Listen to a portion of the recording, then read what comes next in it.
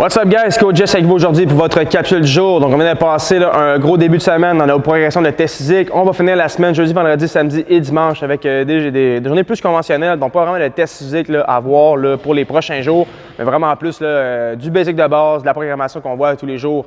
Évidemment, j'espère que vous allez bien et si vous aimez le contenu des vidéos d'aujourd'hui, les précédents, évidemment, droppez un like directement sur la vidéo de la chaîne YouTube et inscrivez-vous s'il vous plaît pour avoir le plus d'abonnés possible à la chaîne, qu'on veut vraiment faire grossir ça. On a besoin de vous. Donc, likez, ça prend littéralement 1 seconde et quart et inscrivez-vous, ça prend 2 secondes et quart, les deux au total, additionnés ensemble. C'est pas très long pour encourager la chaîne. Sinon, pour aujourd'hui, donc en 3 parties, relativement assez simple en guillemets, des petits mouvements qu'on n'a pas l'habitude de faire nécessairement, mais qu'on ne va pas avoir à faire en haute intensité. Donc, on va pouvoir prendre son temps pour vraiment le comprendre, ce qu'on va avoir à faire pour aujourd'hui.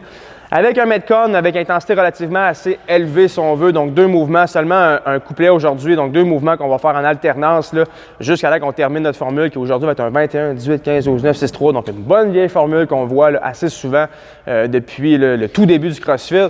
Donc un couplet et on va terminer avec un petit finisher de core stable pour vraiment bien finir la période. Donc, je vais vous retrouver dans quelques instants avec Mathieu pour les démonstrations des mouvements. Je n'aurai pas vraiment de plus d'explications à faire. Donc, comme je l'ai dit, un warm-up vraiment en qualité de mouvement, un training, le Metcon vraiment à haute intensité avec un couplet et le finisher, les mouvements de core. On va regarder les mouvements qu'il y a Mathieu et évidemment avec Mathieu et Laurie par la suite pour faire votre training, vous challenger. On vous invite à faire évidemment en grand nombre, commenter et mettre du vidéo, des photos, peu importe qu'on peut juste suivre avec tout ça. Restez là! Salut Nounours!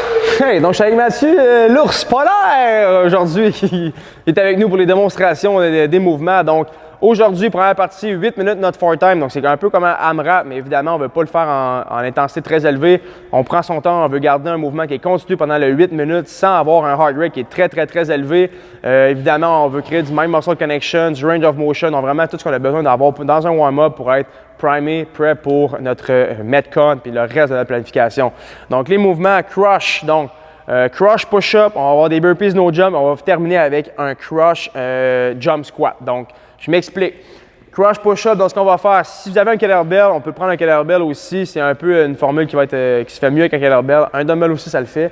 Donc je vais prendre mon dumbbell, évidemment, puis je vais mettre mes 2 mains sur chacune des têtes. Si on a un kibi, on fait seulement mettre nos 2 mains sur la boule du kettlebell qu'on va à côté au sol. Sinon, avec le dumbbell, je vais faire mon push-up avec les 2 mains sur chaque tête. Donc ça fait une grip qui est vraiment plus que close, narrow, donc vraiment plus le pectoral intérieur et aussi beaucoup de triceps à ce niveau-là. Et comme Mathieu le fait si bien, les abdos contractés avec une légère courbe dans le haut pour montrer que ses côtes sont rentrées vers l'intérieur. Vraiment un mouvement qui est très demandant au niveau du haut du corps.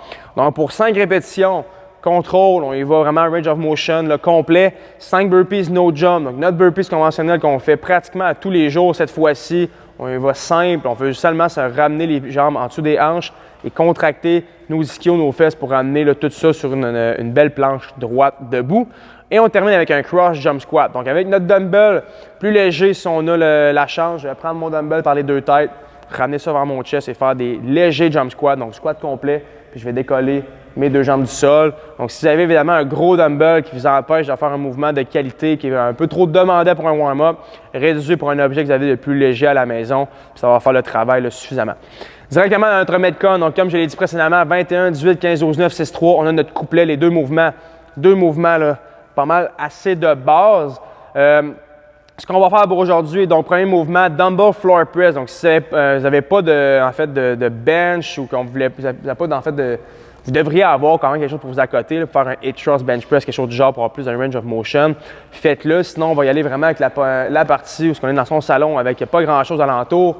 Le floor press, donc évidemment les talons rapprochés vers les fesses avec les pieds activement poussés dans le sol, faire son arche naturelle et faire le press évidemment lock-out complet. Et on n'a pas de faire un beau contact, donc vraiment avoir le contact du bras au sol à chacune des répétitions, c'est super important.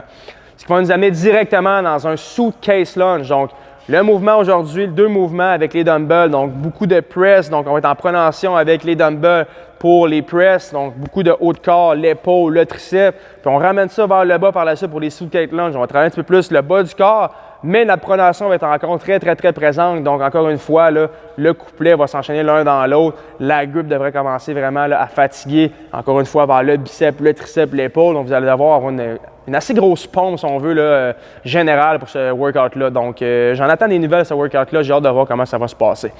Donc, rien de, en fait, de très compliqué, comme je l'ai dit. 2 mouvements de base. Et par la suite, on va y aller avec des mouvements là, un petit peu plus là, complexes, tricky si on veut. Donc, un mouvement qu'on a déjà fait, le side plank raise. Donc, en équilibre sur l'avant-bras, que ce soit du côté droit ou du côté gauche, on va prendre une charge légère. On va leur faire un raise. Donc, on travaille évidemment le corps, les obliques, la stabilité. Puis en même temps, on va aller là, travailler l'épaule, range of motion, stabilité aussi là, pour... aussi si on a des blessures à l'épaule, donc un super de bon exercice là, pour vraiment là, finir le tout. Un exercice peut être aussi fait en warm-up, comme un peu en pre-ab si on veut avant les trainings. Donc, exercice que j'aime que j'aime beaucoup là, en fait, que ce soit là, en début ou en fin de training. Donc, comme la nature le fait si bien, la belle planche et le raise.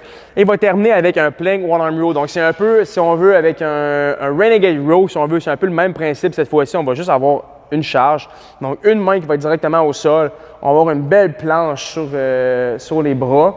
On va faire 10 rows en contrôle. Donc, l'objectif ici, évidemment, le row vers la hanche, les bassins, là, les hanches qui restent le plus droit possible. On ne veut pas avoir de rotation le moins possible. Le verre d'eau, il ne veut vraiment pas renverser.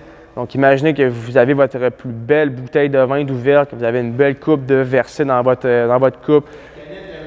La canette de ring sur le bas du dos, on ne veut pas renverser aucune goutte. Donc, prenez votre temps, contractez vos abdos. Après 10 répétitions par côté, ça devrait commencer à shaker. Sinon, réduisez vos répétitions pour vraiment avoir un range of motion, un mouvement de qualité.